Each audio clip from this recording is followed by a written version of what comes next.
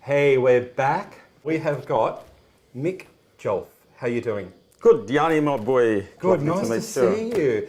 Now, you're an artist, you're a writer, you're a cartoonist. What else are you?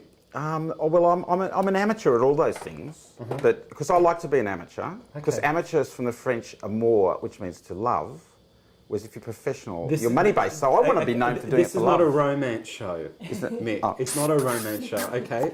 Okay, cool. Now, I want to see you at work because I met you at one of the other shows, Joy Ruby's show, and you did an amazing cartoon of me. So I want the public to see. I want you to start on our gorgeous model, Jane. Isn't she a gorgeous girl? Yeah, she'll do me for a rough old mate. Yeah, okay, all right. Cool. Yes, all right, cool. Let's see what you can do. I can remember before I was born. It's very unusual. The doctors reckon I can distinctly remember going to the drive-in with Dad and coming back with Mum. That's how early my memory goes back. And I've just been drawing always. Since my earliest memories, I swear to God, is drawing, looking up from the cot and seeing my drawings on the walls. You are also a writer at Living Relics of Australia. You are famous for interviewing all these people that are over 100 years old. Well, I have spent a fair bit of time with 100 centenarians. Wow. So I don't know if there's anyone else out there Can I ask you, were any of them like really hot? Did you have a crush on any of them? Well, yeah, sort of grab a granny. Yeah, I didn't. Nah, look, I don't think you were the one that said to keep this show nice and up above board. Okay. But no, none that I was. No particular chemistry. No. Okay, but there was one person that Mick interviewed. Who unfortunately has passed away recently, and that was Nancy Bird. Oh yes, yeah, Nancy. Up at Port Macquarie, I interviewed Nancy. Okay, cool. And we tried to get her to sign a hand grenade, but she got really because my son was collecting military stuff, and she just about bit our head off for asking. Like she's a very feisty lady, and I was very honoured to get her. And look at that. That's Smokey Dawson. Yeah, the sketches. There's Smokey's sketch. He's written on it. I reckon life is worth a smile. He's wonderful. His wife Dot's alive at 104, and I think they're special. It's only one person, maybe in God knows 100,000, and to get to those ages, you've got to have your spirit, your willpower, your sense of humour, your intellect. You've got to have everything going for you. Oh wow! Okay, don't show our model. No. Oh, how cute! Yeah. My goodness. This fellow's called Max Whitehead. He's about 86. He was the original model for Chesty Bond. Wow. And his chin and his chest are actually bigger than the cartoon of Chesty Bond. He wrestled all over the world, and he was in the chest expander ads and the pics and the... I remember.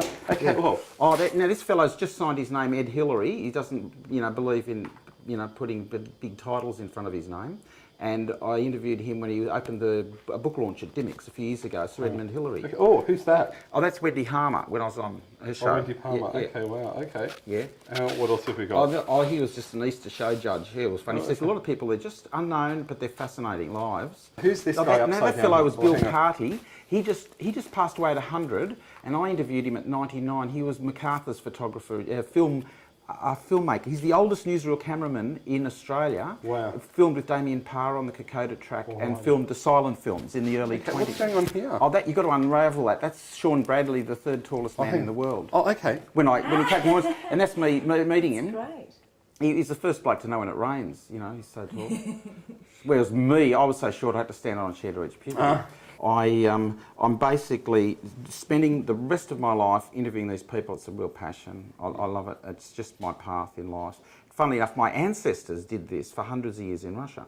They did books. They wrote books on religious books. They self-published, but people's thoughts and feelings, and it was from a long line of self-publishing rabbis. I was very honoured to interview Eric Joliffe. He was my personal favourite because he was the first one in that book. He did the cartoons for 60 odd years, the Jolliffe's Outback. Yes. As a cartoon, this is my childhood idol, I suppose. That's why I loved Eric Joliffe. I've just finished interviewing 75 World War II men. Yeah. The youngest is 82 and the eldest 105.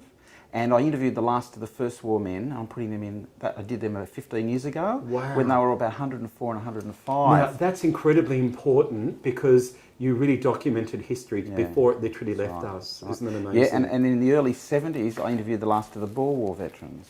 Wow. I interviewed one of them as late as 1988. He was 106, Bob McMore. Now, tell me, sorry to interrupt, you also interviewed someone that knew the Kelly gang. That was early, like you must have remembered from... in 1970, I suppose, that was the first person. I was 20 and she was 101.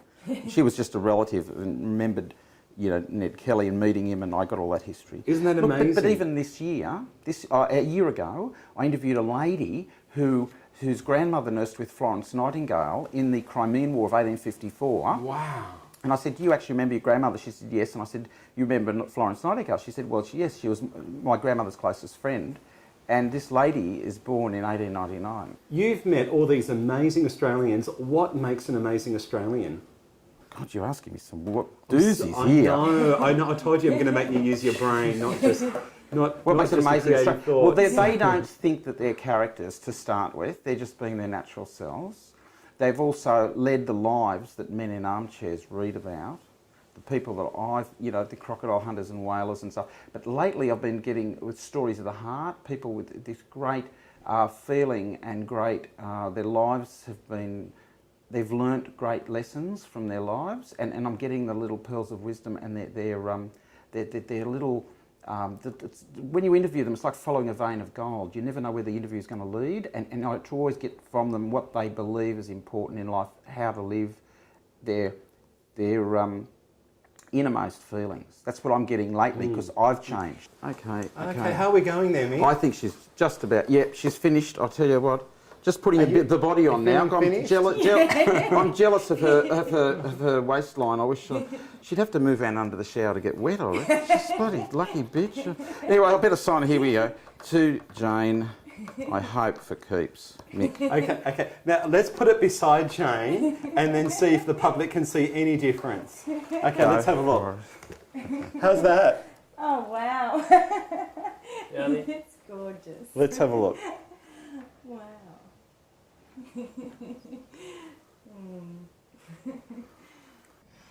Alrighty, Mr. Showman, Mick Joffe, thank you very much for coming in, and thank you so much to our gorgeous model. Hello, my honey. Hello, my darling. Hello, my ragtime gal. Send me a kiss by wire. Honey, my heart's on fire. Thank you. Yeah. Be a great entertainment as well. Okay, thank you so much. Thanks for coming in. Oh, pleasure, Yianni. And thank you as well. Thank you. Okay, cool. Yianni's anonymous. Lots of fabulous, interesting characters as usual. And bye for now.